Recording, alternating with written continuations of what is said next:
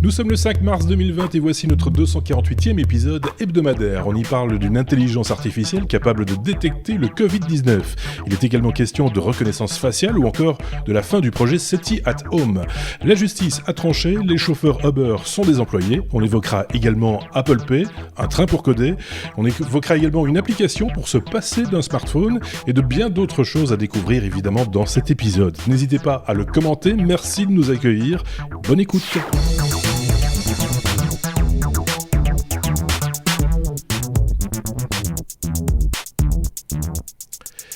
248e épisode déjà, j'espère que tout va bien chez vous, vous êtes bien installés, merci comme je le disais de nous accueillir dans votre podcast ou dans votre ordinateur ou dans votre voiture ou dans votre jogging, là où vous nous écoutez d'habitude, et vous allez retrouver deux chroniqueurs que voici, que voilou, qui ne se sont pas encore croisés, en tout cas pas chez les technos, je tiens à le préciser. D'un côté Sébastien, l'autre autre Sébastien, si je puis me permettre, celui qui est à Paris actuellement, le troisième Sébastien effectivement, et puis Benoît à ma gauche, que vous connaissez bien évidemment. Il se trouve que ces deux garnements se connaissent. Parcours de jeunesse, un petit parcours de jeunesse l'un. Oui, c'est ça. On a usé nos pantalons sur les mêmes bancs. Oui, et comme le monde est tout petit, on vous retrouve ici dans un podcast commun, puisque vous avez aussi nourri un peu les mêmes, on veut dire les mêmes envies de partager de la connaissance, des choses comme ça. Hein. Benoît, je dis pas de bêtises. Le partage, ça fait partie un petit peu de ton ADN aussi. Mais oui. Hein. Je te sens loin. Je suis loin, pourquoi ? Je te sens loin. Attends, je vais augmenter un petit peu le son de ton micro, mais ça va aller, t'inquiète. Voilà, si attends, tu veux que je pousse le son ici ? On va pousser devant, on va le faire comme ça, on le fait de manière naturelle et voilà, à la cool. Je voulais remercier le petit photographe Ingrid Boy de MeoGeo, Tiger Fabs, je l'ai écrit comme ça, de Whitey, ainsi que Papa Totoro qui nous a écrit via la page contact de notre site lestechno.be, un chouette message que j'ai partagé avec le restant de l'équipe. Merci à vous de laisser des commentaires et de faire vivre aussi la communauté par vos commentaires à chaque fois, que ce soit sur YouTube, sous nos vidéos, sous nos épisodes, sous les hors-séries également, ou alors via par exemple notre site ou les réseaux sociaux. Vous êtes les bienvenus aussi, n'hésitez pas justement à partager les technos dans vos réseaux respectifs. Plus on est de fous, plus c'est rigolo, et plus on peut partager comme ça du savoir et cette revue de presse, puisque c'est de cela dont il est question chaque semaine, vous le savez avec les technos, c'est leur revue de presse, c'est ce qu'ils ont épinglé durant la semaine dans l'actualité technologique. Donc on ne parle pas de tout, mais on parle de choses qui les intéressent eux et qui vont sans doute vous intéresser vous. Si vous le voulez bien, je propose, à moins que vous ayez un truc à rajouter l'un ou l'autre, que nous entamions directement notre abécédaire. On peut y aller, c'est parti. La lettre A comme Alibaba, une intelligence artificielle donc pour détecter le fameux Covid-19, celui qu'on appelle plus communément aussi le coronavirus, celui qui nous empêche de monétiser ces vidéos, puisque je fais juste une petite parenthèse, dès le moment où on parle de coronavirus sur YouTube, YouTube décide que ça n'intéresse pas les annonceurs et que donc forcément nous, YouTubeurs, nous ne prenons pas un tout petit peu d'argent lors de la diffusion de nos vidéos. Fin de la parenthèse, chacun jugera évidemment. Donc c'est qui nous parle ? C'est Seb qui nous parle donc de cette fameuse intelligence artificielle. C'est moi, il fallait que quelqu'un parle du coronavirus cette semaine en tout cas, oui. et le lier avec la technologie d'une certaine façon. Donc Alibaba, c'est le géant chinois de l'e-commerce. En gros, c'est l'Amazon chinois qui se sont d'abord développés dans le e-commerce et puis ils se sont développés après dans d'autres domaines d'activité, notamment le cloud computing. Et en tant que tel, c'est un acteur majeur en Chine en tout cas, et de plus en plus dans le reste du monde dans ce domaine-là et dans le domaine de l'intelligence artificielle. Et cette semaine, ils ont annoncé qu'ils ont développé un algorithme d'intelligence artificielle qui permet de détecter sur imagerie médicale les patients atteints du coronavirus. Donc en gros, on fait un scanner, ce qu'on appelle un CT scan. Alors je suis pas radiologue, donc pardonnez-moi si je suis pas tout à fait exact là-dessus, mais c'est une découpe en tranches, en rondelles d'une image, et on donne les images au système et il arrive à détecter à 96% de fiabilité si c'est une image d'un patient malade ou d'un patient pas malade. Alors est-ce que ça serait sera utilisé. Est-ce que ça sera utilisé à grande échelle? J'en sais rien. Probablement pas. En tout cas, je rebondis sur cette actualité-là parce que il y a deux choses qui m'intéressent. La première, c'est de rappeler que l'intelligence artificielle n'a absolument rien d'artificiel. C'est jamais que des algorithmes qui sont entraînés. En gros, si on veut apprendre à un chat à reconnaître des chats, on lui montre des centaines de photos de chats en lui disant là il y a un chat, là il n'y a pas de chat, là il y a un chat. Et au final, il développe un modèle statistique qui permet, quand il voit une photo qu'il n'a jamais vue, de dire oui, c'est une photo où il y a un chat, où il n'y a pas de chat, et le chat est à cet endroit-là. Donc c'est à peu près la même idée pour les malades du coronavirus. Donc il n'y a pas d'intelligence artificielle, c'est jamais que des maths, de la statistique et de l'algorithmique. Et deux, il y a quand même une tendance de fond que je vois, parce que je parlais de ça avec un client cette semaine justement, qui développe des systèmes aussi pour analyser des images médicales. Un radiologue voit des centaines, des milliers de clichés par jour, et si on pouvait pré-trier ces clichés en disant voilà, ça c'est une image tout à fait négative, il n'y a absolument rien d'anormal, où il faut se soucier de rien, hop, on l'élimine, et ne laisser le jugement humain que dans les cas plus difficiles, plus ambigus, où la machine n'arrive pas à faire le diagnostic. Je crois qu'il y a une vraie tendance de fond là qui est intéressante. Quand on dit que l'intelligence artificielle rentre dans tous les chemins de la vie, ben voilà un exemple extrêmement pratique qui vit sur notre santé, sur tout le monde autour de nous, et nous-mêmes, on a déjà fait des actes de radiologie. Et voilà un domaine de plus dans la vie où l'intelligence artificielle est en train de se nicher. C'était Google, je pense, qui avait fait une démonstration également, mais en dermatologie cette fois, de reconnaissance de problèmes de peau et de cancer de la peau, etc., avec un taux de réussite très important, dépassant les 95%, si je dis pas de bêtises, mais quand même avec la nécessité de valider l'opinion de l'intelligence artificielle, ou le résultat en tout cas, de le faire valider par un professionnel, qui est pourtant, lui, plus faillible quelque part que la machine en l'occurrence, mais voilà, on a quand même besoin de ce facteur humain, ça reste important. Ce que je note également, c'est qu'il s'agit quand même de faire un scanner, donc je reviens ici à ton info concernant Alibaba. Je pense qu'à un moment donné, vu le nombre de personnes qui risquent d'être infectées et qui augmente régulièrement, ça va être de plus en plus difficile de faire des scanners à la chaîne. Voilà, je suppose qu'ils font ça pour les cas critiques, les gens qui ont vraiment besoin de soins lourds, qui sont en traitement intensif. Ça ne sera pas pour monsieur et madame tout le monde, en tout cas pas dans ce cas de figure-ci. Qu'en pense Benoît, pour le coup? Pour le franc, je découvre la news, oui, c'est ça, comme le dit Sébastien, c'est essentiellement les mêmes algorithmes qu'on utilise pour reconnaître les chats ou les autres types d'images. Donc mais c'est pas une mauvaise idée effectivement de l'appliquer dans ce contexte. Et c'est vrai que la Chine a été très très touchée et reste très très touchée en fait par le virus. Dans mon équipe, j'ai un gars qui vient de Chine, dont la famille en fait est originaire justement de la ville de Wuhan, si je le prononce bien. Wuhan, sans doute très mal d'ailleurs, parce que chaque fois que je dis un mot chinois, il me reprend. Qui est là, et donc c'est quand il partage un petit peu les informations qu'il a de sa famille par Skype pour prendre des nouvelles, c'est quand même on mesure que c'est très très impactant pour eux. Donc on comprend quelque part tous les acteurs de tous les milieux ont envie de s'impliquer, d'apporter leur savoir-faire sur la lutte contre le coronavirus. Ça réveille un petit peu tout le monde et également on en parlait justement en off avec Sébastien. Ça amène aussi des fois des solutions inattendues, comme ces conférences, ces grands rendez-vous qui sont annulés ou transposés dans un modèle de visioconférence par exemple. Ça apporte des solutions, ça va peut-être décoincer des petites choses dans ce genre-là, ou des choses qu'on n'osait pas faire en tant qu'organisateur de grandes conférences, de dire attends, on va pas faire ça parce que ça va pas faire sérieux de le faire par vidéoconférence, et puis finalement si on peut le faire et ça peut fonctionner, et donc du coup c'est pas plus mal pour la planète aussi. Je rigolais quand tu parlais, parce que depuis que je suis à Paris, j'ai eu les gilets jaunes, les grèves de métro et maintenant le coronavirus. Oui, c'est ça. Et donc j'explore les moyens alternatifs pour le moment. Évidemment, donc toi tu es confiné d'office. C'est un petit peu ça le problème aussi. Donc voilà, s'il faut en tirer un truc positif, ça peut être peut-être justement cet aspect-là. Voilà, ce que je vous propose, c'est de passer à la suite. C'est comme CBC. Alors pour nos auditeurs français, CBC, c'est une banque. Elle est pas belge d'ailleurs, si elle est belge. Enfin en tout cas, elle est belge. Ouais.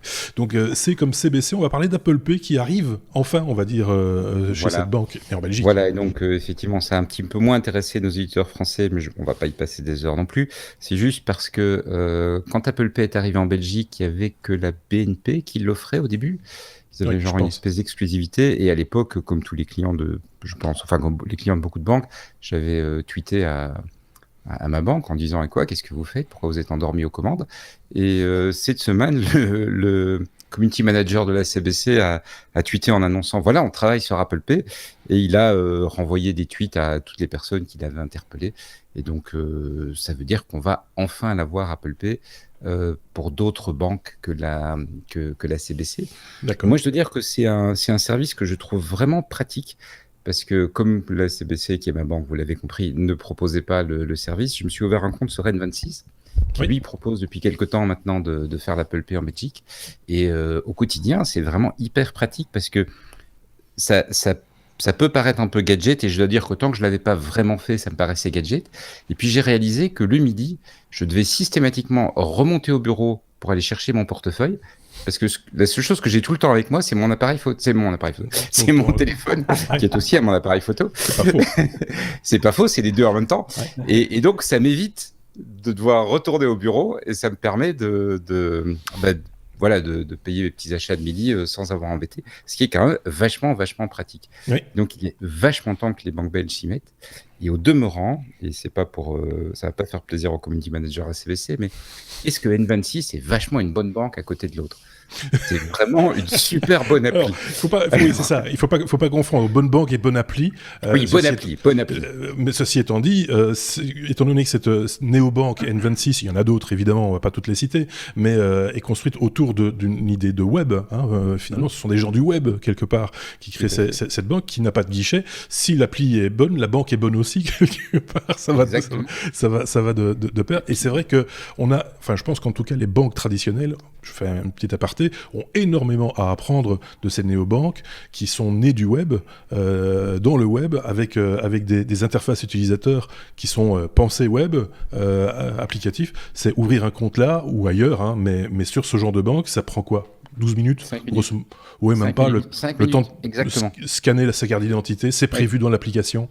Il faut même pas faire une photo, c'est dans l'application. Vous l'envoyez, c'est fait, vous avez un retour, et le lendemain, vous avez déjà le code pour votre carte. La carte, oui. La carte, il faut quelques jours pour qu'elle arrive. Le code, tu l'as tout de suite parce que tu le mets toi-même. C'est ça. Mais le compte, il a été activé, mais littéralement en 5 minutes. J'ai pris la photo, 5 minutes après, j'avais le message disant voilà, votre compte est activé.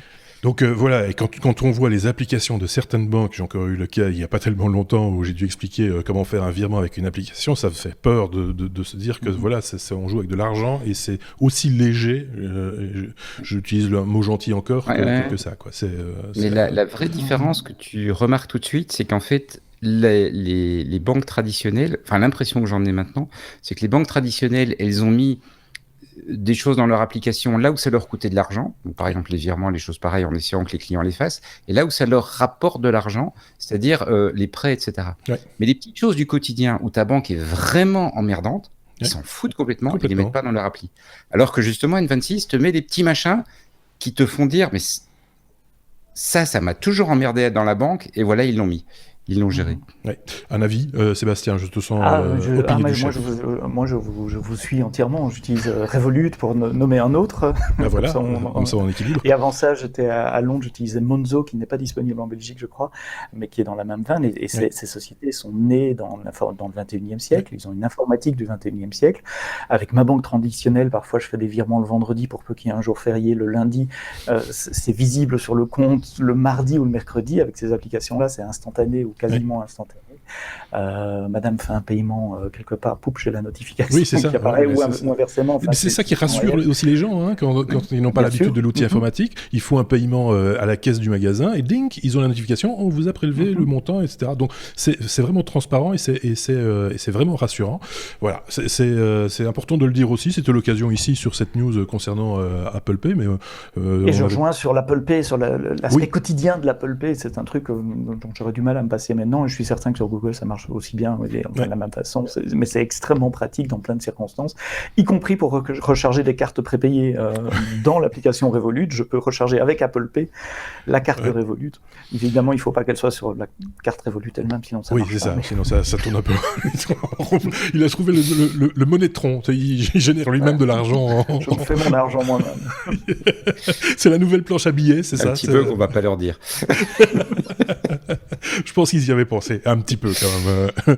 Donc voilà, c'était sur base de cette petite news, comme vous le voyez, on peut faire de temps en temps des écarts, comme vous pouvez en faire de votre côté pour nous laisser par exemple un ou l'autre commentaire si vous avez un avis sur cette histoire de banque numérique, de néobanque, n'hésitez pas à le faire savoir. Tu parlais, Sébastien, de la Grande-Bretagne, justement, en parlant de N26. N26 s'est retiré de la Grande-Bretagne à la suite de l'annonce du Brexit. Voilà, donc il fallait le signaler également. N26 c'est une banque allemande, si je ne dis pas de bêtises. Allemande, oui. Et donc pour rassurer ceux qui voudraient se lancer, qui se disent oh là là, qu'est-ce que c'est que ce genre de banque un petit peu exotique, votre compte est garanti comme toutes les banques européennes à hauteur de 100 000 euros, je pense, si je dis pas de bêtises. Donc tout ça était également transparent. Ce sont de vraies banques. On n'essaye pas de vous en vendre, mais si un banquier vous dit non, n'y allez pas, machin, etc., c'est qu'il a intérêt à vous dire ça. N'oublie pas. On peut passer à la suite si vous voulez bien. À la lettre F comme Facebook Messenger. Tiens, c'est vrai qu'on avait déjà évoqué ça avec toi, il me semble, Sébastien, de ce code un peu plus vert, un peu plus green, et donc de codage léger. C'est important aussi de le dire.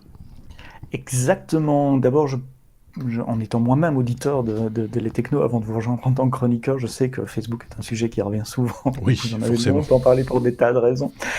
Et moi, un de mes dadas, c'est l'aspect vert du code. Comment on peut faire en tant que développeur? Quelle est notre responsabilité sociétale pour écrire des applications plus légères, avec toutes les conséquences que ça peut avoir en temps de téléchargement, en vitesse sur nos appareils, qu'on sera peut-être moins enclin à changer rapidement. Mais dans cette veine-là, Facebook s'est dit, notre application Messenger, elle est utilisée par 1 milliard de personnes. Pas beaucoup de monde sur cette planète qui a 1 milliard de downloads. 1 milliard, j'ai pas dit million, 1 milliard de downloads. Et j'utilise très très rarement l'application Messenger, mais c'est vrai que c'était un truc qui prenait un temps fou à démarrer. Et ils ont décidé et c'est assez rare aussi pour le signaler, de tout nettoyer, de repartir de zéro. Pas de nettoyer, vraiment de reconstruire une application avec les best practices, avec l'état de l'art en 2019, puisqu'ils ont commencé ce projet l'année passée. Comment est-ce qu'on ferait une application de messagerie aujourd'hui? Ils sont repartis d'une fondation saine. Ils ont réduit la taille du code par 4, du code binaire, donc l'exécutable, le truc que vous téléchargez quand il est mis à jour, par 4. Ils disent que ça démarre 2 fois plus rapidement. Ils sont surtout passés de 1,7 million de lignes de code à 360 000 lignes de code. Donc ils ont divisé par, je n'ai pas fait le calcul, mais par 6 environ, par 5 en tout cas, la quantité de lignes de code. Et statistiquement, il y a un bug tous les X lignes de code. Donc s'ils ont diminué par 5 la quantité de lignes de code, ça fait du code aussi plus facile à maintenir pour les entreprises, pour les développeurs, et a priori avec moins d'erreurs statistiquement, parce qu'il y a moins de lignes de code. Donc voilà, je trouvais intéressant que des grosses boîtes réfléchissent à ça. Qu'ils aient le courage commercial, enfin un projet, et je crois qu'il y a quelques très très grosses boîtes qui peuvent faire ça, de dire on redémarre de zéro, on efface, on recommence. Donc voilà, je suis pas un grand fan ou utilisateur de Facebook, mais sur l'aspect technique de ce projet-là, ça m'avait fasciné.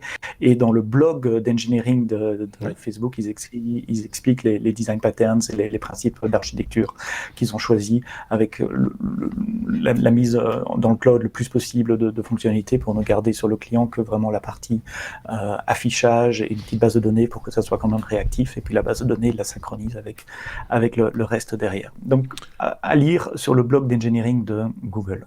On met le lien, évidemment, comme toujours, dans la description de ce podcast, que ce soit en vidéo ou en audio. Vous le trouverez sans aucune difficulté, et n'hésitez pas à venir le commenter également. Je me répète peut-être, mais c'est vrai que c'est pas mal, c'est intéressant. On l'avait déjà évoqué il y a quelques semaines, cette histoire de green code, parce que c'est vrai que si on code léger, du coup, on consomme moins d'énergie également. En tout cas, on le suppose.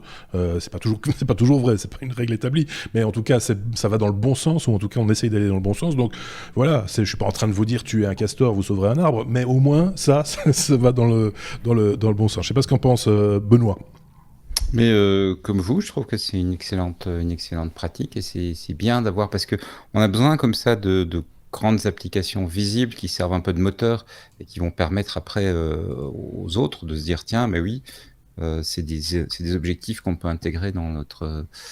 D'une part, c'est des objectifs qu'on peut intégrer parce qu'on voit que c'est quelque chose qui a du sens, qu'on voit qu'il y a des grands qui s'y mettent, et d'autre part, ça veut dire aussi qu'ils ont un peu débroussaillé le terrain technique, et donc on peut aller lire la doc et ah oui, tiens, c'est des choses qu'on pourrait mettre en place chez nous, etc. Moi, je trouve ça très bien, évidemment. Il y a un truc qui m'étonne avec J'utilise Facebook. pas Messenger, pardon. mais je trouve que la démarche derrière, elle est. Oui, elle est c'est bonne. ça. Oui. Sébastien, oui. Ouais, il y a un truc qui m'étonne avec Facebook, c'est la quantité de projets de recherche et de trucs qu'ils livrent en open source, qui sont utilisés de façon extrêmement forte par la communauté. Des frameworks de développement qui permettent de créer des applications web comme React, React Native, ça vient de chez Facebook. Des API comme GraphQL, qui est un système d'API, je ne vais pas rentrer dans les détails techniques, mais enfin qui facilite le développement d'applications pour les gens qui font du front-end, qui font du web ou du mobile, ça vient de chez Facebook. Maintenant, ce nouveau type d'architecture qu'ils expliquent là, ça vient de chez Facebook. C'est une boîte qui fait de la vraie innovation, j'allais dire recherche et développement, mais peut-être innovation dans le monde de l'informatique. Sans doute qu'ils se disent aussi, et c'est pour ça qu'ils le montrent à tout le monde, la manière dont ils le font et qu'ils donnent à la rigueur même les codes sources pour tout un chacun, c'est qu'ils sont tellement omnipotents dans leur domaine que la concurrence n'existant pas, ils peuvent se permettre de partager leur connaissance à tout un chacun, parce qu'en plus de ça, ils font montre en plus de transparence, ce qui est plutôt toujours positif, surtout quand on s'appelle Facebook, ça aide quand même un tout petit peu, de temps en temps quand même.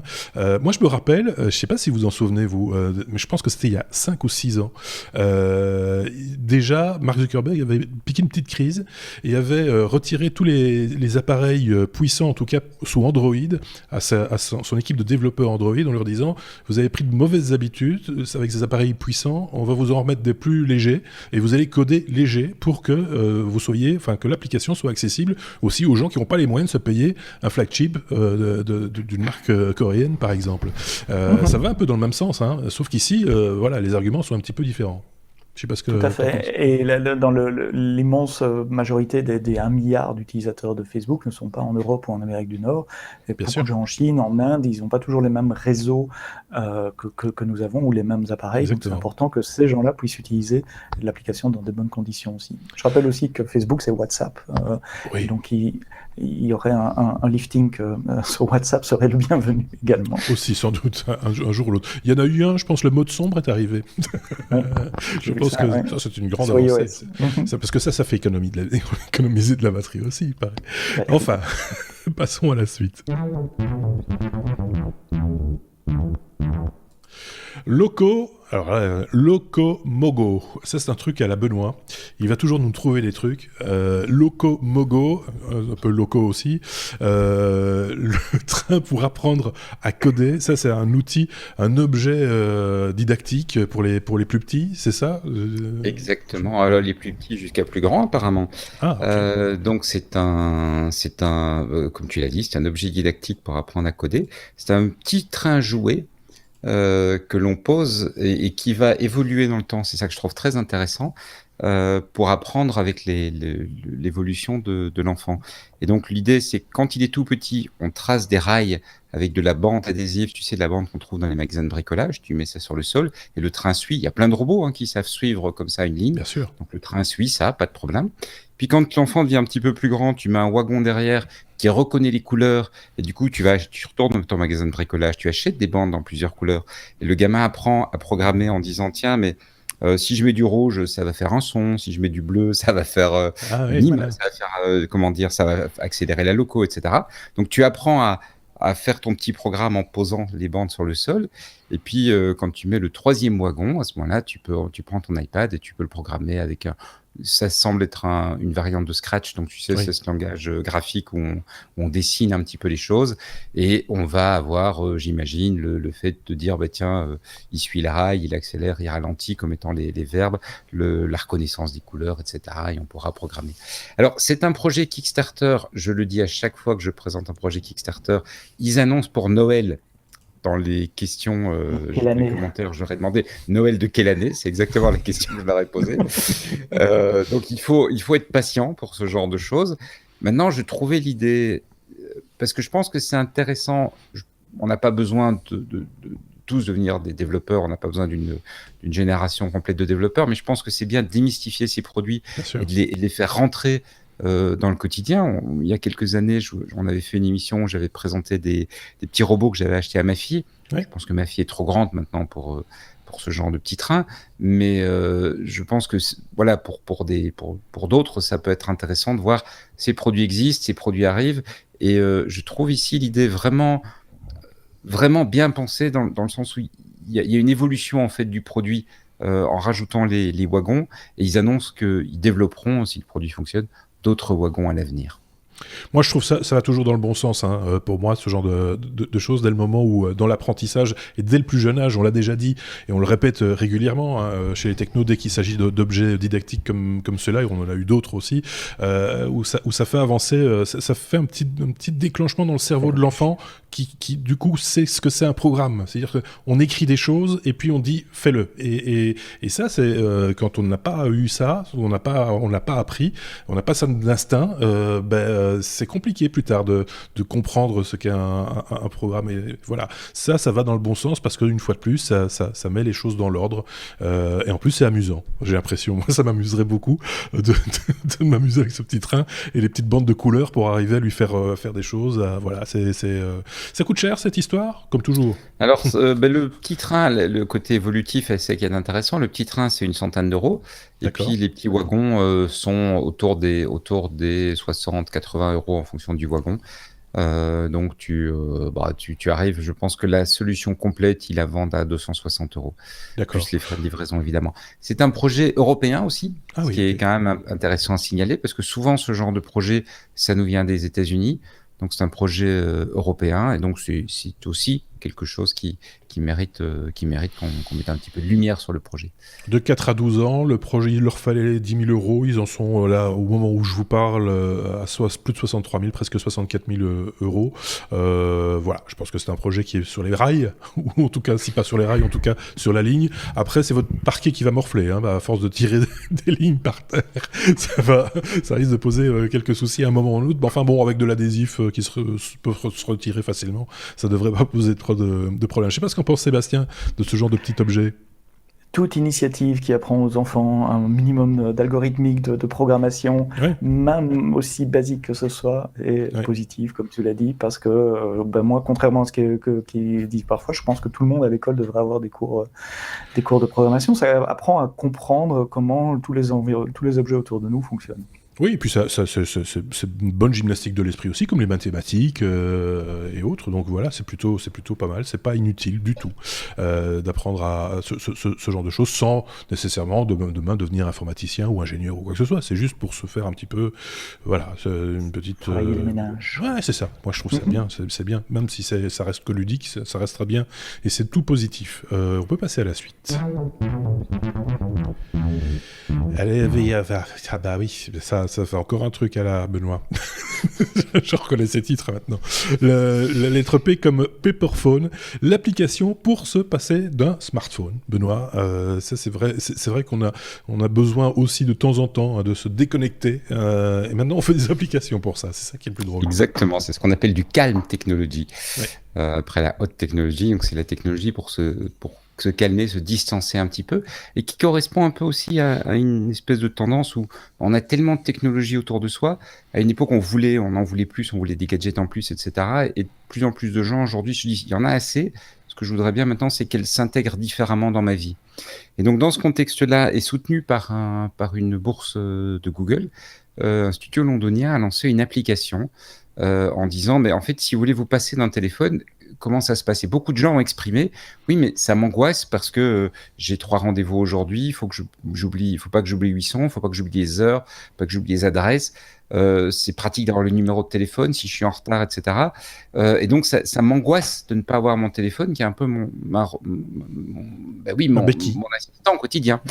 Ouais. Et donc, l'idée, c'est le matin, d'imprimer une page qui va reprendre ton petit agenda, la liste des choses que tu dois faire durant la journée. Donc, quelques éléments d'information que tu stockes habituellement sur ton téléphone. Tu plies la page, tu découpes, et c'est ça qui m'amuse le plus dans le projet, tu découpes 2 petites bandes, tu mets ta carte de crédit, ce qui fait que tu peux faire du paiement sans fil, et tu pars avec ton papier au lieu d'avoir à prendre ton téléphone. Parce que c'est vrai qu'en fait, le téléphone, on ne téléphone plus avec. Ce qu'on fait, c'est chercher l'information. Donc, tu pars le matin avec toute ton information et ça te fait une journée où quelque part, tu t'es déconnecté sans être perdu. Tu vois, Oui. C'est le concept. Je trouve l'idée géniale. Et alors, ce coup d'avoir prévu, et ça montre, je pense, une vraie démarche d'avoir regardé qu'est-ce que les gens font, qu'est-ce qu'ils utilisent, qu'est-ce qu'ils ont besoin, avoir prévu l'emplacement pour la carte de crédit. C'est le machin qui m'a bluffé. Oui, parce que du coup, toi qui avais besoin de ton smartphone pour faire un paiement Mais tout à fait. à midi, bah, du coup, tu pars au moins avec ta carte. Exactement. Exactement. Mais ça montre vraiment, c'est ce que je trouve vraiment chouette dans l'idée. Parce que à côté de ça, quand tu regardes sur les téléphones, maintenant, tu as ces applications pour voir le temps d'écran, etc. Donc, tu as quand même beaucoup de gens qui s'interrogent sur l'utilisation et l'espèce de dépendance qu'on a à nos machines. Je trouve que c'est une chouette idée. C'est marrant que ce soit une application, évidemment. Et en plus, je pense de nouveau à l'heure de table, je sais pas pourquoi, parce que pourtant je viens de manger, hein, mais c'est vrai qu'en plus ça empêche tout le monde, après un moment, de se retrouver tous avec le nez dans le smartphone. Hein, on va manger ensemble avec les collègues, et puis on est tous là avec notre smartphone à un moment donné, à lire nos mails, etc. Donc on communique, mais de manière différente. Enfin, voilà, ici, ça rajoute de l'humain, on a un petit bout de papier. Alors peut-être que si tout le monde le fait, tout le monde va déplier sa feuille A4 après le repas pour voir ce qu'il y a après. Mais au moins, voilà, là, les choses sont claires. On va pas être distrait non plus par une autre information, par une application, par une notification quelconque d'un truc bien souvent inutile. Donc voilà, ça c'est bien. Parce que c'est ça, en fait. C'est les notifications qui nous foutent dedans.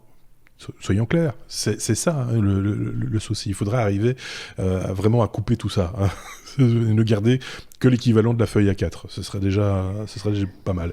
Addict au smartphone, Sébastien ou assez. Et ouais. pour m'en désaddicter, pardonnez-moi l'anglicisme, j'ai exactement agi sur ce que tu viens de dire, Marc. J'ai coupé les notifications. J'ai plus de notifications.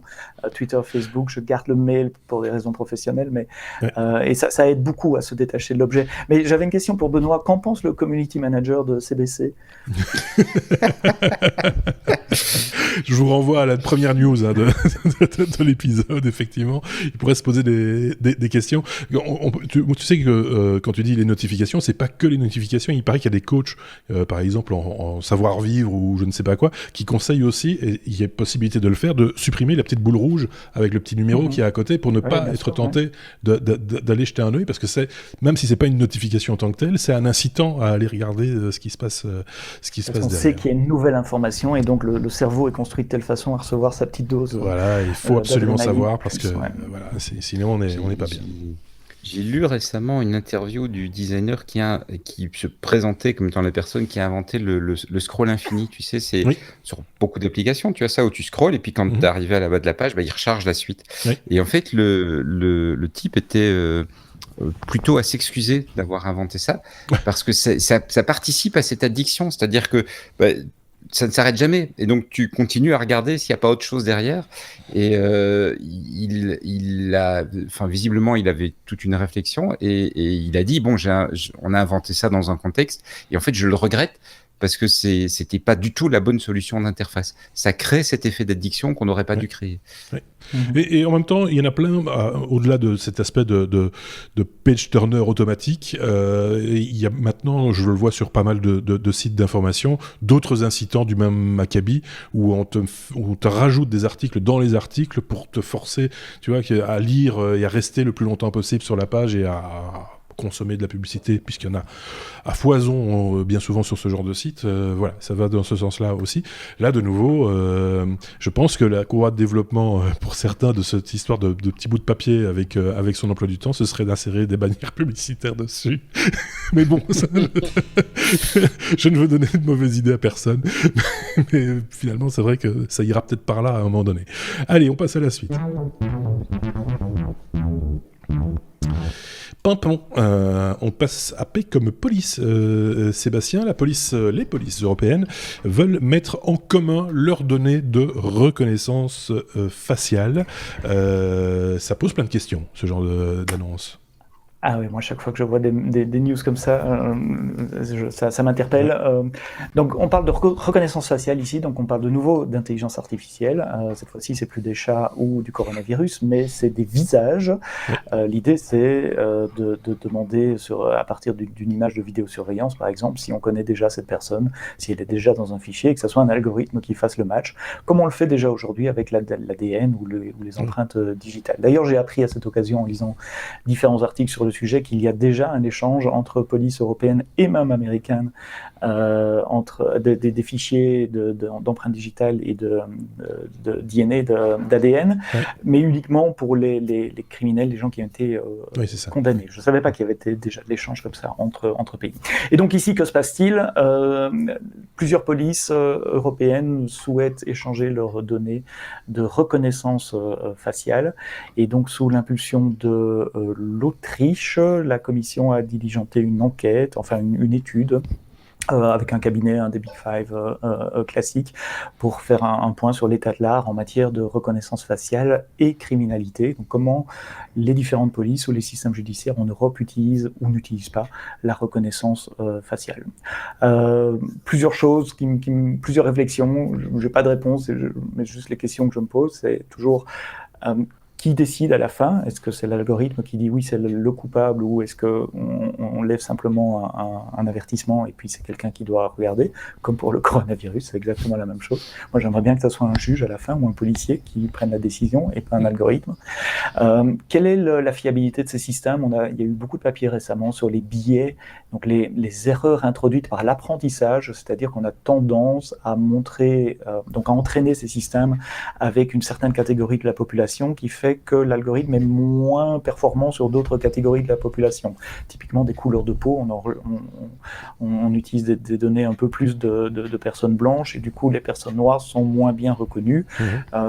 Tant que c'est pour me donner des bonus ou de la pub, c'est pas très grave, mais à partir du moment où ça peut engendrer une décision judiciaire à mon égard, c'est quand même important d'être reconnu correctement ou pas correctement. Et puis le dernier est beaucoup plus philosophique, et on a dit en début d'épisode que Benoît et moi avions usé nos pantalons sur les mêmes bancs d'école il y a très longtemps. C'était un sujet qui revenait assez souvent, c'est le croisement des fichiers, simplement le fait de croiser de l'information. Aujourd'hui, ce sont les polices, demain, ça sera les assurances, les sécurités sociales et autres.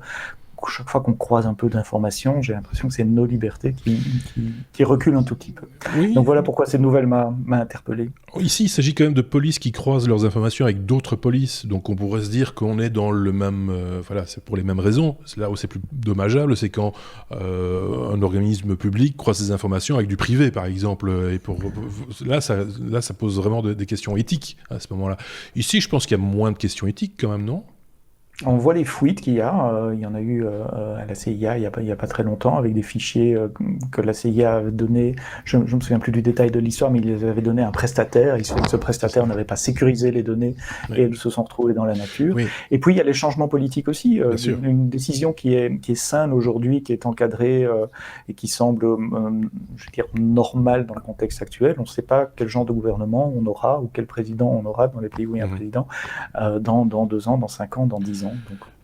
Donc, par ailleurs, c'est vrai que si on stocke, on a déjà parlé à différentes occasions ici, mais qu'on stocke des données sous des règlements qui sont européens, sur des serveurs chez nous, etc., et que finalement on finit par partager ces informations avec des pays qui sont plus laxistes en termes de sécurité ou qui n'ont pas les mêmes règlements, ben on crée un biais quelque part.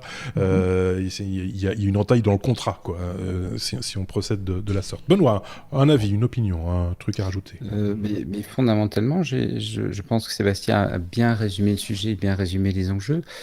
On peut effectivement se dire, il vaut mieux peut-être pour certaines situations que ce genre d'échange se fasse, mais il y a derrière les vraies questions de fond que Sébastien a levées, c'est-à-dire est-ce que la sécurité est assurée, et deuxièmement, et est-ce qu'elle le sera, et deuxièmement, et c'est une question qui choque quand je l'exprime comme ça, mais qui, je pense, est vraie. Est-ce qu'on peut avoir confiance dans l'avenir de nos gouvernements ? C'est-à-dire, effectivement, aujourd'hui, on peut être en confiance avec notre gouvernement, mais quid demain, quid dans 10 ans, quid dans 20 ans ? J'aime bien rappeler ce fait très simple. La résistance en 40, si on avait eu les lois qu'on a aujourd'hui, elle n'aurait pas pu être armée. Oui. Parce qu'il n'y aurait pas eu moyen de l'armer. Donc, il est vraisemblable qu'on ne serait pas du tout sur les mêmes régimes politiques si on avait eu les lois actuelles. Et c'est vrai que quand tu entends les politiques, et c'est pas pour dire qu'il y a un problème aujourd'hui, hein, c'est vrai que quand tu les entends dire voilà, on va mettre ça, mais de toute façon, vous pouvez nous faire confiance parce qu'on sécurise. Il faut avoir confiance dans la personne, mais quid du suivant, quid de celui après. Parce que l'info qu'on stocke, on la stocke pour toujours. Pour toujours, oui. Et donc, il y a vraiment derrière des questions. Maintenant, ceci étant, en ayant mis toutes ces mises en garde, je suis quand même moins inquiet globalement quand ça se fait dans le secteur public que quand ça se fait dans le secteur privé. Parce que là, en plus, il y a au minimum ici, on le voit, une réflexion, une étude pour se dire, on sait que les comités d'éthique vont être impliqués, etc. Ouais. On serait peut-être pas content des réponses qu'ils vont donner, mais enfin, on sait qu'il y aura un minimum d'eux. Quand c'est dans le secteur privé, il y a même carrément rien. On parlait de Facebook tout à l'heure, qui vit en fait de la capture de données comme ça et d'une vraie extraction de données comme on extrait le pétrole il y a 100 ans dans le Texas. C'est encore pire quelque part. Mais je suis d'accord avec Sébastien. Ça pose quand même de vraies bonnes questions. Le Facebook, c'est vrai aussi pour Google, c'est vrai pour Amazon, c'est vrai pour pour les GAFA, hein, de manière générale, qui collectent de l'information, et c'est ça leur vraie richesse sur le long terme. Ça paraît assez clair. Et je pense que ça transpire de toutes les informations dont on vous parle dans nos épisodes successifs, et on ne doit pas être les seuls aussi à en parler en podcast ou ailleurs.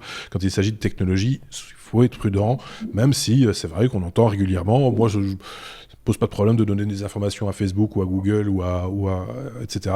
Oui, peut-être au gouvernement. Oui, peut-être aujourd'hui sous ce régime, comme tu l'as très bien expliqué, comme vous l'avez très bien expliqué tous les deux. Je pense qu'on a fait bien le tour de la question, hein, et on peut passer à la suite. Ah, ça c'était un chouette projet, le projet SETI. On était à la lettre S, comme SETI at Home. Eh bien, c'est fini. On a appris ça cette semaine, Sébastien. SETI, c'est fini. J'aimais bien ce titre-là. Pour ceux qui ne sont pas geeks, s'il y a des pas geeks qui nous écoutent, SETI, c'est un vieux projet qui a 21 ans aujourd'hui. Qui a 21 ans cette année. En fait. Oui, ou des nouveaux geeks, ou des geekettes, effectivement.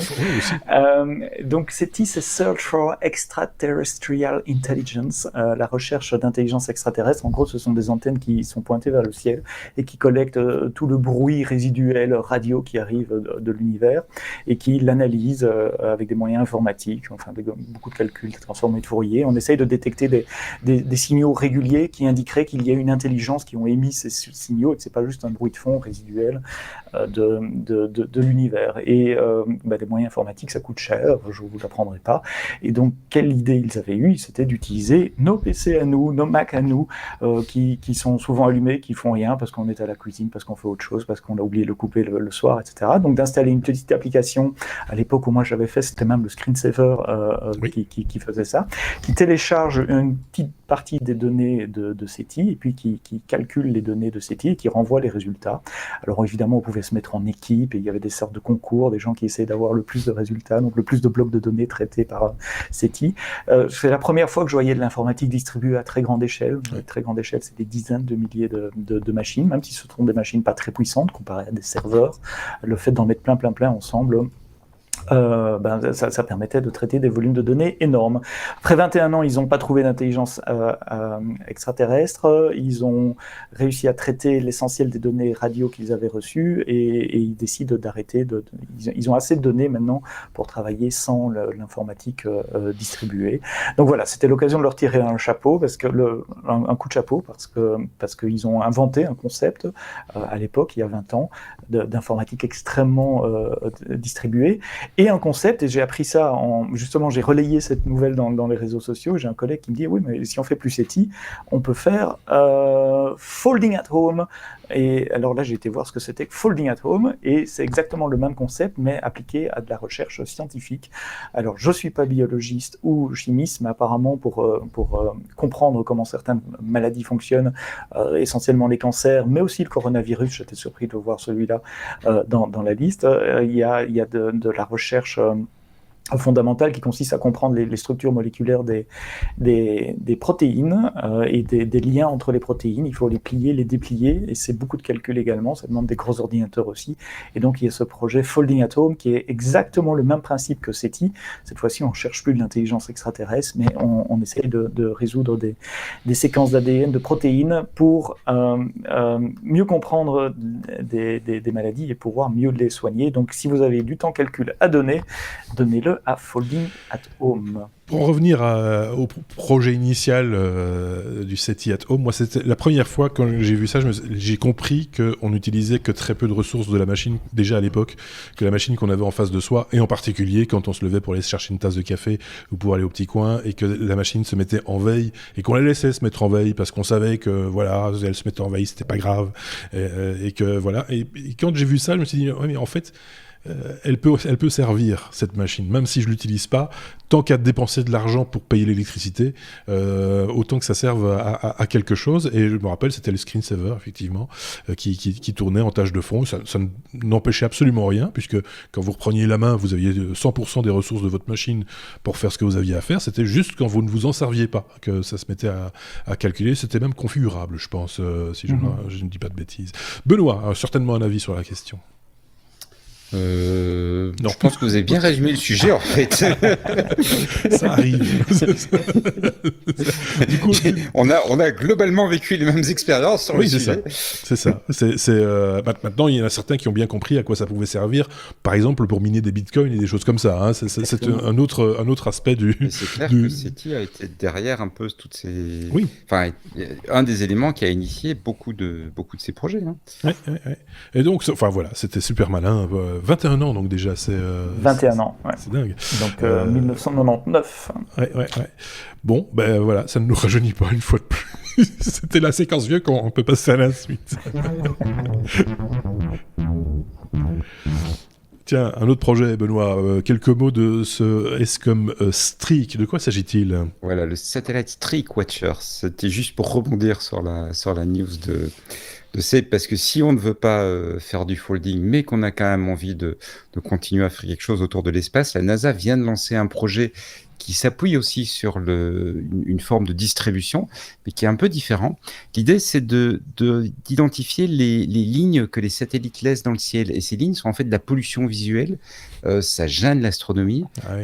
Et comme on a maintenant toute une série de sociétés qui sont en train de lancer des constellations très, très importantes, la NASA voudrait étudier ça. Mais évidemment, ça veut dire qu'il faut mettre un peu partout dans le monde des caméras pour voir ce qui se passe, et ils se sont dit tiens, mais en fait il y a plein de gens qui ont un smartphone, et en plus ces smartphones maintenant font globalement des bonnes photos la nuit, et donc ils proposent ce projet en disant vous allez vous inscrire, on vous avertit, enfin quand vous êtes un petit peu disponible, on vous avertit via le site quand un satellite va passer, et vous faites une série de photos à ce moment-là qui sont ensuite envoyées à la NASA, qui va collecter cet ensemble de choses et qui va étudier l'impact de ces satellites sur la pollution lumineuse qu'ils entraînent, la pollution lumineuse que ces nouvelles constellations entraînent sur notre environnement autour de la Terre.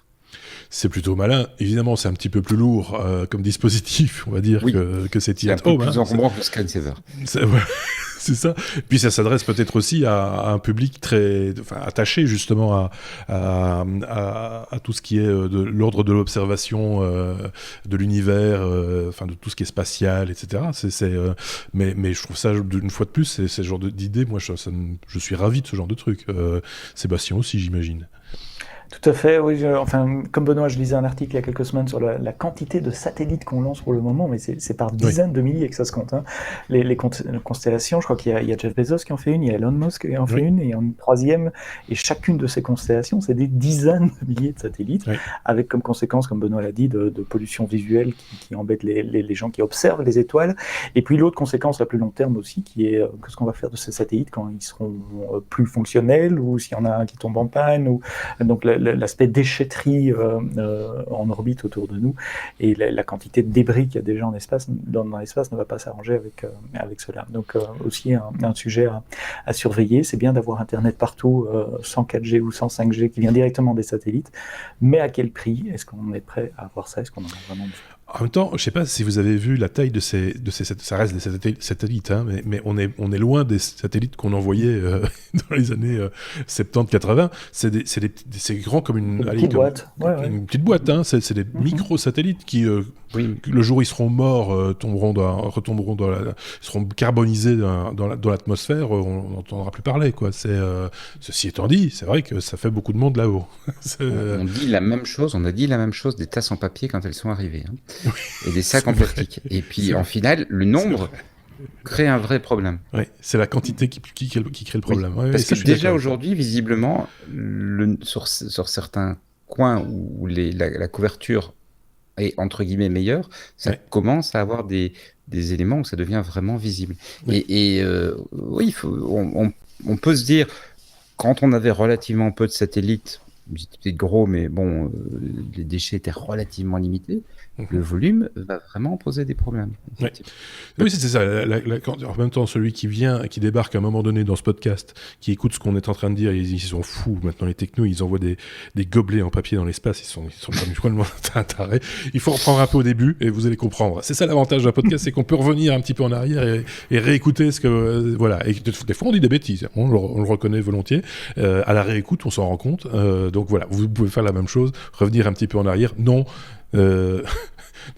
Tant que je peux payer mon satellite avec Apple Pay, moi... c'est ça. Ne mélangeons pas tout. Et Benoît ne veut pas envoyer de sachets en plastique ou de tasses en papier dans l'espace. Ne vous inquiétez pas, tout va bien. Tout est sous contrôle.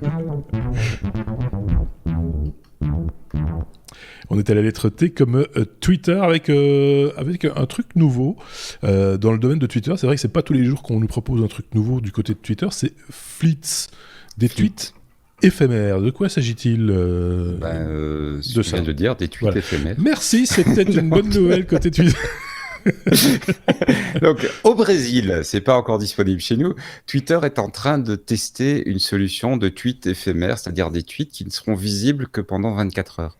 D'accord. Partant du constat qu'il y a un certain nombre de personnes qui hésitent un peu à tweeter, et c'est vrai sur toutes les formes de réseaux sociaux. Je me souviens même à l'époque même avant les forums internet, tu te souviens, Seb, à l'époque, on avait ce truc, comment ça s'appelait ? On allait sur les machines, on récupérait Usenet.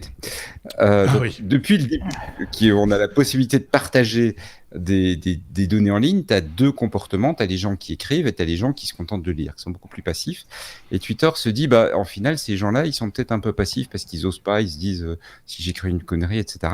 Et donc, au Brésil, ils sont en train de tester le tweet qui s'auto-efface en 24 heures.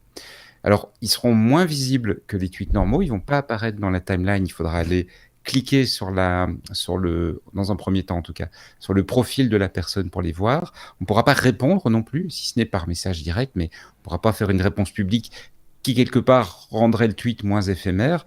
Ça ne va pas empêcher les copies d'écran, donc mais bref, l'idée c'est, voilà, ils testent pour voir si ça amène les gens à tweeter plus et à avoir surtout plus d'engagement avec le réseau social. Ceci étant dit, Snapchat l'avait déjà fait. Hein, ça, c'est clairement inspiré de ce qui se fait ailleurs. Hein, ce qui est très drôle, c'est que ça va de concert, j'ai envie de dire, avec une autre news, comme quoi il ferait bientôt des stories sur Twitter. Donc il s'oriente vraiment, enfin tout le monde va faire la même chose demain. Tout le monde fait du Snapchat, tout le monde fait de l'Instagram, tout le monde fait du Facebook, tout le monde fait du Twitter. Voilà, donc tout ça, en fait, devient un seul grand réseau, quasiment. Et chacun, il va un petit peu en fonction de sa tranche d'âge. Alors moi, je suis plutôt vieux, j'irai chez Facebook, ou plutôt moyennement vieux, j'irai chez Twitter, ou voilà, ça va finir comme ça, à mon avis. Mais tout le monde utilisera les mêmes outils, Sébastien, non ? Oui, méfiez-vous quand même, hein, comme l'a dit Benoît, il y a toujours des copies d'écran. Je rappelle que, je vis à Paris, donc je relis ça sur un fait d'actualité récent. L'ex-candidat de la mairie de LREM à la mairie de Paris a sauté en cours de campagne parce que des photos intimes qu'il avait échangées il y a quelques mois sur Snapchat ont fuité et se sont retrouvés sur des comptes Twitter et dans la presse avec le scandale qu'on connaît. Et ça venait de Snapchat qui est censé résoudre ce problème de données éphémères. Donc, en même temps, quand on veut piéger, on piège. Hein. Bien sûr. C'est c'était intentionnel. Là, on se doute que voilà. Mais il y a un truc que Benoît a dit c'est cet aspect permanent de ce qu'on poste et Et quand je reçois des CV de gens engagés, moi je vais sur LinkedIn, je vais aussi chercher s'ils ont des trucs publics sur Facebook. Ça donne une idée de la personne. Je sais pas que je vais pas engager un mec qui a fait une fête, qui était bourré, qui a posté des photos sur Facebook, tout le monde l'a fait. Mais pensez-y quand même qu'un jour, peut-être dans 10 ans, ces photos vont sortir quand vous aurez un autre job, quand vous aurez dans un autre contexte, etc. Et c'est une des premières choses qu'on apprend en termes de training, parce que j'ai été traîné pour les médias sociaux pour la boîte où je travaille. C'est penser que chaque fois que vous allez poster quelque chose, c'est là pour toujours. C'est là pour toujours, mais il y a quand même quelques petits leviers, mais quand je dis petits, il faut quand même savoir les actionner, qui permettent de déréférencer certains contenus. Je sais que certains se sont spécialisés là-dedans, et pour des people, par exemple, qui n'ont pas envie qu'on leur serve régulièrement la même photo qu'ils ont malheureusement commise quand ils étaient jeunes, arrivent à demander à Google à déréférencer la photo en question. Elle est toujours sur le serveur, là où elle a été postée, etc. Ça ne changera pas. Par contre, quand on tapera le nom de la personne, dans Google Images, c'est pas cette photo-là qui remontera en priorité. Ça peut aider aussi un petit peu à lisser, on va dire, même si on sait très bien que ça ne disparaîtra pas. C'est là, mais c'est moins visible. Avec des bons avocats, on peut effectivement demander à Google et d'autres d'enlever, mais beaucoup d'avocats. L'autre technique consiste à noyer le poisson, c'est-à-dire à produire tellement de contenu et du contenu bien référencé de manière à ce que ça soit le nouveau contenu qui pop. Je crois que c'était Bernard Tapie qui avait fait ça, il me semble, à une époque, qui avait surpublié. Il avait surpublié des photos de lui, mais c'était juste magique. Et effectivement, les mauvaises photos, en tout cas celles qu'il ne voulait pas voir, étaient parties. Je pense beaucoup plus difficile à trouver. Pas accuser à tort qui que ce soit, mais je pense que c'était dans ces sphères-là. Mais bref, voilà, comme quoi c'est possible aussi, dès le moment où on a des sous. C'est une question de moyens à un moment ou à un autre. Hein. Voilà, on a dit ce qu'il fallait dire sur Twitter. C'est bon, on peut passer à la suite. Comme Uber, et voilà, c'est fait. Maintenant, il y a une loi. Les chauffeurs Uber sont maintenant des employés. Ils ont un statut. C'était un peu flou jusque-là. Et Uber surfait un petit peu sur cette vague. Là, maintenant, la justice a tranché. C'est pas une loi, c'est juste une interprétation du contrat qui lie Uber à ses chauffeurs. Et c'est vrai que la logique d'Uber, c'est de dire ce sont des indépendants. Et là où un certain nombre de chauffeurs se sont réunis en disant non, en fait, on est dans une situation vraiment comme des employés, puisqu'il y a une dépendance. Il y a pas mal de sujets, hein, si vous cherchez un peu pour les gens qui sont dans cette situation où ils répondent en fait à un algorithme. L'algorithme se comporte vraiment complètement comme un superviseur, et donc tu as cette relation de dépendance que tu as quand tu es employé. Mais Uber essayait d'éviter ça, et ils sont allés en France jusqu'à la Cour de cassation pour dire non, notre contrat est un contrat d'indépendant. Et la Cour de cassation a tranché et a dit pas du tout. En fait, les chauffeurs sont bien des employés d'Uber. Alors, qu'est-ce que ça va entraîner derrière ? Est-ce que du coup Uber va se retirer de France ? Ou est-ce qu'ils vont chercher autre chose ? Est-ce qu'ils vont modifier leur contrat, etc. Ça, on ne sait pas encore. Mais voilà, les contrats qui lient Uber à ses chauffeurs sont requalifiés en contrat de travail. Ça veut dire aussi que tout ce qui est uberisation de manière générale, autre que dans le transport, parce qu'il y a d'autres modèles économiques qui sont assez proches de Uber, ça veut dire que là aussi, il va y avoir des requalifications. Je pense par exemple aux hébergeurs Airbnb qui pourraient être requalifiés en hôteliers et à ce moment-là devoir répondre à des lois qui leur sont propres. Ça, c'est un petit peu différent, je pense. Mais c'est un mouvement de fond. Hein. Quand tu regardes sur Airbnb, par exemple, tu vois de plus en plus de communes ou de pays même qui légifèrent, de villes qui légifèrent en disant voilà les conditions. Et oui, on peut faire du Airbnb comme on a toujours pu faire de la location temporaire de logement, etc., sans être un professionnel. Mais voilà les conditions.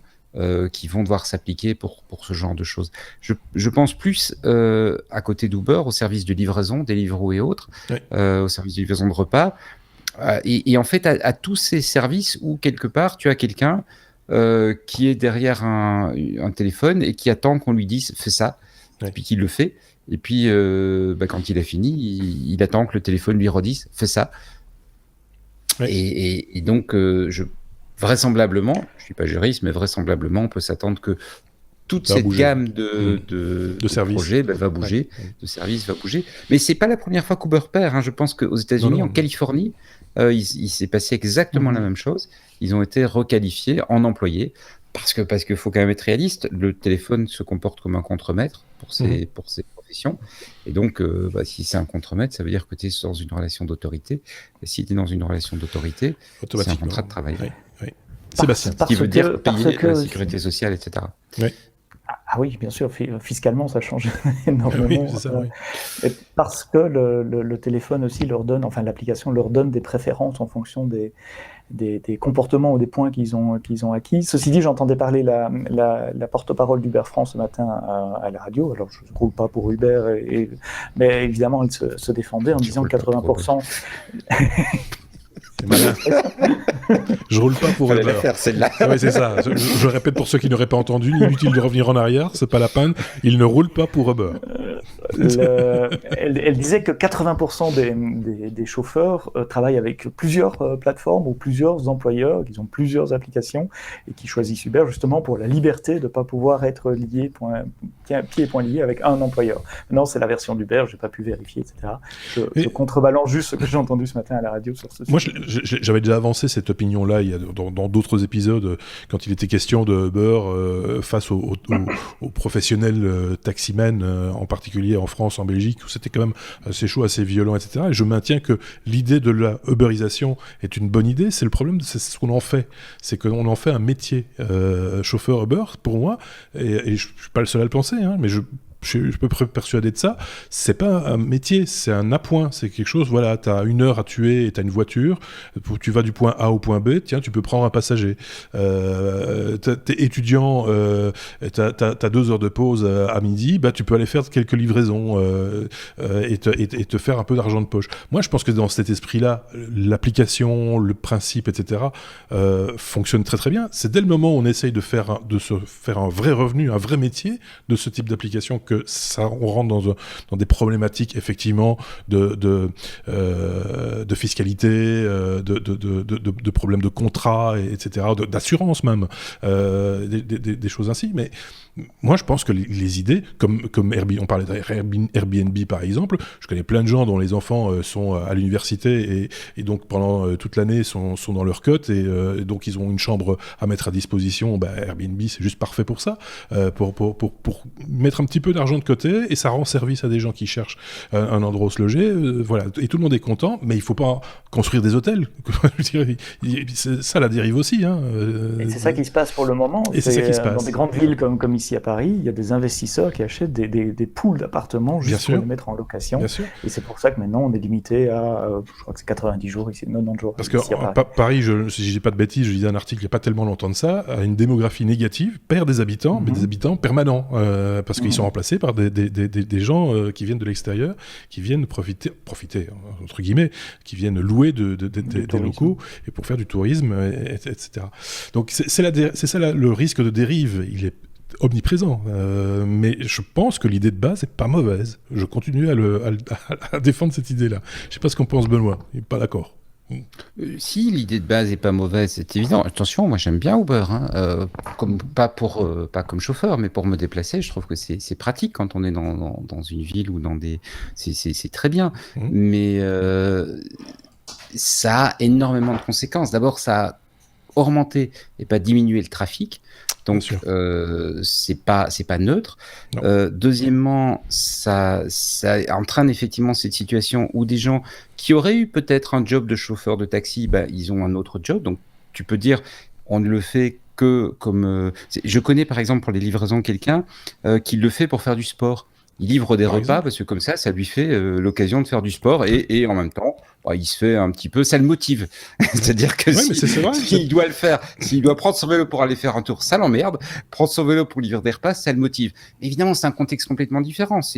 On est dans une situation de personne qui a un niveau social et un revenu par ailleurs qui fait qu'il y a aucune question. Mais ça, c'est devenu une minorité. Et la majorité des gens ne sont pas dans ce contexte-là, sont dans un contexte où ils ont fait quelque part effectivement une forme de profession et ils n'arrivent pas à trouver d'autres métiers. Oui, parce qu'ils n'ont pas, c'est pas une compétence que tu peux mettre sur ton CV, chauffeur Uber. Et donc, quelque part, on les enferme dans ce genre de choses. Et là, d'une manière ou d'une autre, il faut quand même qu'on se pose des questions par rapport à ça.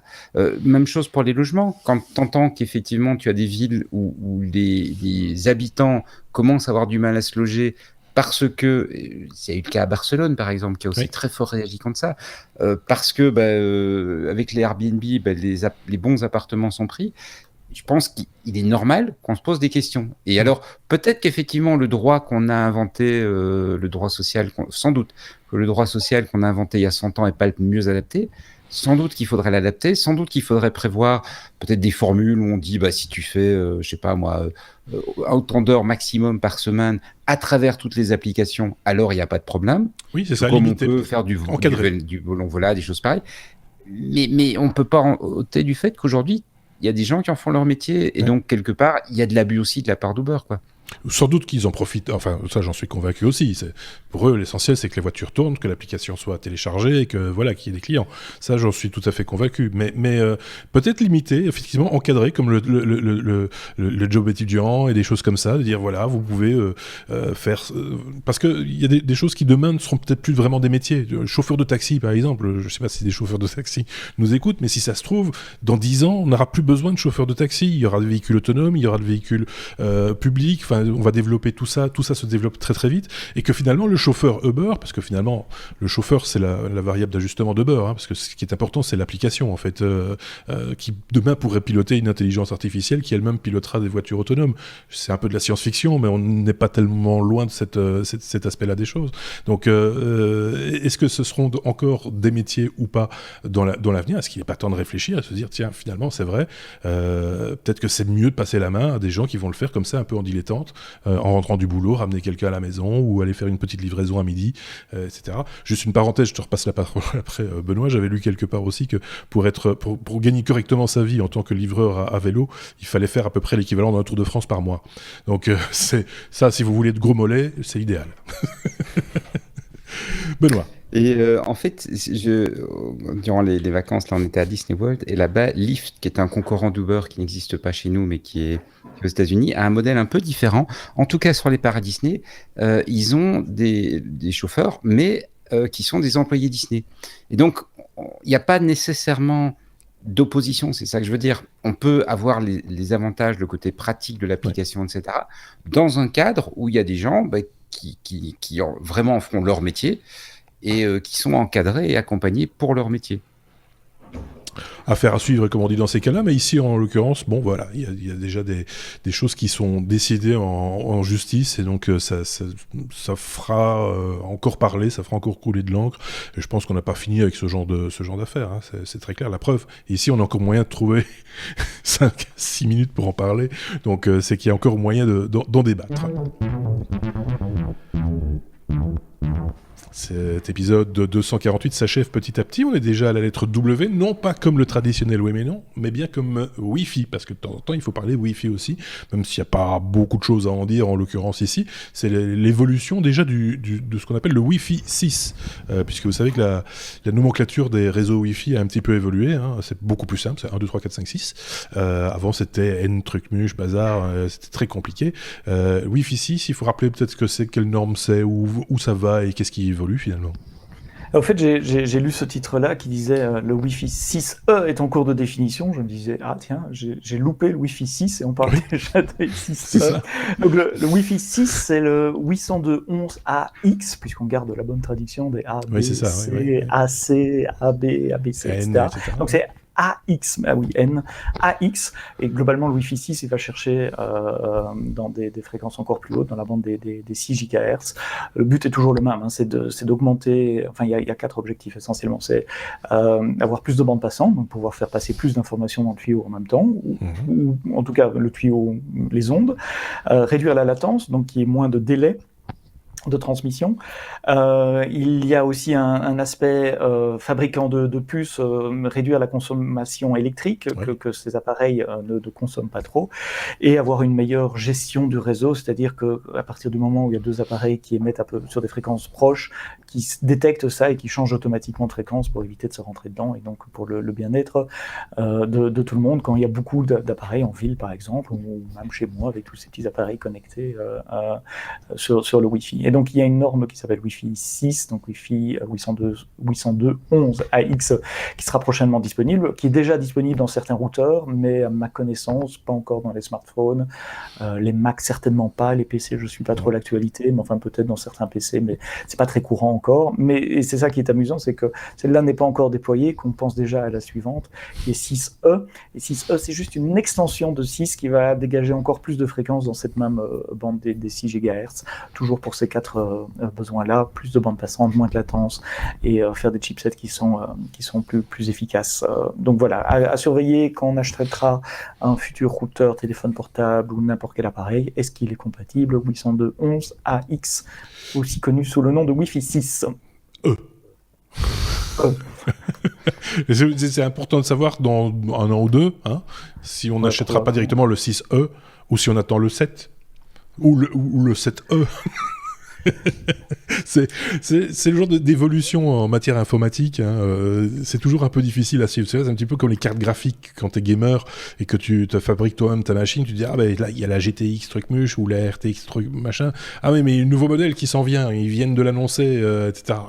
Puis le coronavirus ça retarde tout, est-ce que je vais pouvoir attendre cette carte? C'est toujours un peu à un moment donné il faut choisir quoi, il faut racheter, voilà.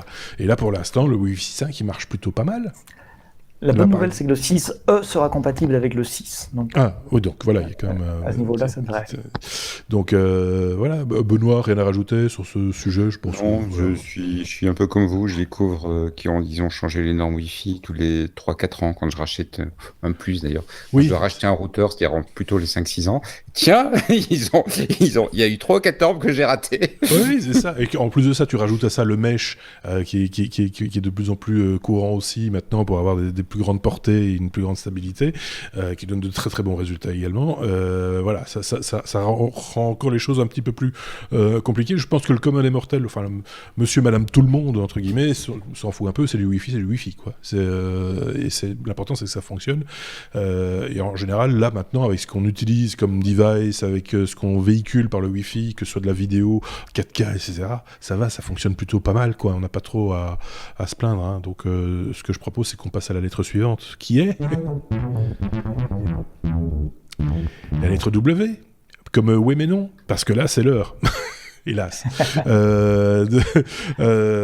Quelqu'un s'est amusé, alors ça c'est vraiment une drôle d'information, c'est le principe, je le rappelle, du oui mais non, c'est l'information technique improbable. Alors des fois on a des trucs techniques improbables du genre planche de WC, c'est arrivé, il n'y a pas très longtemps. Ici c'est quelqu'un qui veut faire tourner Android sur son iPhone, Sébastien. Et qui l'a fait. Donc il y a un groupe de hackers qui a réussi à faire tourner Android sur un iPhone. Faut être malade. Donc, évidemment, on peut se demander pourquoi. Et en fait, c'est ça qui m'a fait rire. C'était en lisant les news, en voyant les commentaires des gens. Il y avait les gens pro Android qui disaient enfin, si on veut un téléphone Android, on s'achète un Samsung, un machin, un truc. Oui. On va pas acheter ce truc d'Apple.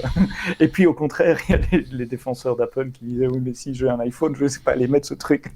Non, Android. En fait, c'est le genre de news qui ne rassure personne et qui c'est clivant au possible. Au-delà de la blague, pourquoi je l'ai épinglé, parce que bon, évidemment il faut que le téléphone soit jailbreaké, donc on fasse sauter les protections d'Apple. Et puis il y a des hackers qui ont passé quand même du temps à porter un OS vers une architecture pour laquelle il n'avait pas été défini au départ. Et il faut vraiment voir ça comme ça, comme un projet fun, technique. C'est un challenge. Et il y a des mecs qui ont des cycles de cerveau disponibles et qui l'investissent dans des trucs qui les amusent, tant mieux. Mais ça demande un talent fou en matière de programmation d'arriver à faire ça. Les mecs qui font ça, ils sont vraiment balèzes et ça m'impressionne de voir qu'il y a moyen de faire des choses comme ça. Pour la petite histoire, ça utilise une vulnérabilité des iPhone 7 qui s'appelle Checkra1, qui est une vulnérabilité hardware, donc qui sera jamais corrigée par Apple. Donc tous les 7 et 7+, il y a moyen de les jailbreaker, mais c'est un jailbreak temporaire temporaire, c'est-à-dire à partir du moment où on redémarre, on retombe sur l'iOS standard d'Apple. C'est pas un jailbreak permanent comme d'autres solutions permettent de le faire. Mais celle-là, elle sera jamais pas achetée. Donc si vous avez un 7 ou un 7 Plus, gardez-le. En tout cas, si vous êtes hacker et que vous avez envie de jouer avec le jailbreak, gardez-le parce que ça permet de faire des choses amusantes dans le futur. Voilà, Android sur iPhone, c'est désormais possible. Moi, je trouve que cette performance est moins utile que ceux qui s'attaquent au Hackintosh. Tu vois, qui permet de faire tourner l'OS d'Apple sur n'importe quel PC, je dis n'importe lequel, mais quand même une machine correctement configurée. Ça, je trouve ça utile parce que ça permet à des gens d'avoir accès à de la puissance et à un vrai service, un vrai operating system sur une machine qui n'est pas prévue pour au départ. Et ça, je trouve ça plutôt pas mal. Je rappelle que les deux violent la licence d'utilisation d'Apple qu'on a acceptée quand on a démarré la machine. J'ai incité des gens à se mettre hors la loi, c'est ça que tu essayes de me dire, que je suis un vilain pirate pas beau Chacun prend ses responsabilités. Moi, je n'incite personne à le faire, mais je trouve ça plutôt la performance techniquement, je trouve ça c'est bien d'essayer de creuser un petit peu, de chercher des solutions là où on n'en cherche pas d'habitude. Et moi, je trouve ça plutôt rigolo. La Hackintosh m'impressionne moins parce que c'est de l'Intel vers Intel ou Intel vers AMD, tandis que Android fonctionne sur ARM, mais dans les iPhones, c'est un ARM de Apple. Alors, je suis pas spécialiste processeur, donc je comprends pas vraiment la différence entre le chipset d'Apple, à part la performance, évidemment, mais au niveau instruction du chipset d'Apple versus un autre ARM, je me rends pas compte si c'est très similaire ou très différent. Les gens qui font ça sont des têtes et voilà, ils perdent pas leur temps à regarder des séries à la télé. Non, mais en même temps, ils ont peut-être pas envie non plus de te dire bonjour dans la rue. Je ne sais pas s'ils savent ce que c'est que la rue, s'ils sortent. C'est ce qu'ils sortent. Bon, ben voilà, c'était pour conclure une petite news sympathique et rigolote. Si vous en pensez quoi que ce soit, de positif ou de négatif d'ailleurs, n'hésitez pas à le faire savoir dans les commentaires. Ils sont les bienvenus, je le répète, je le dis, mais c'est important parce que les commentaires, c'est la vie. Ça nous permet aussi d'échanger avec vous et de partager aussi d'une autre manière quelques passions au niveau technologique. Donc n'hésitez pas à laisser quelques commentaires et si vous n'avez pas d'idée, mettez des pouces par exemple sur YouTube, ça aide aussi, ça alimente les algorithmes, les petites étoiles dans les applications de podcast, ça peut aider aussi, et puis partagez tout ça avec vos amis si vous avez des amis, comme j'ai l'habitude de dire, sûrement que vous en avez, donc n'hésitez pas à le faire savoir autour de vous que vous avez trouvé un chouette podcast. Le nôtre, hein, je précise au passage. Merci Sébastien pour cette... je n'ai plus compté, tu vois, quand j'arrête de compter le nombre de participations, je ne savais même pas, tu me fais le signe 3. Quand j'arrête de compter, ça veut dire que tu es vraiment totalement maintenant fondu dans l'équipe des technos. Benoît, j'ai arrêté de compter il y a bien longtemps, plusieurs années, presque 10 ans. Non, quand même pas. Donc merci également à Benoît. On va se retrouver évidemment la semaine prochaine pour un nouvel épisode des Technos. Merci à tous les deux, passez de bons moments et à très bientôt. Salut.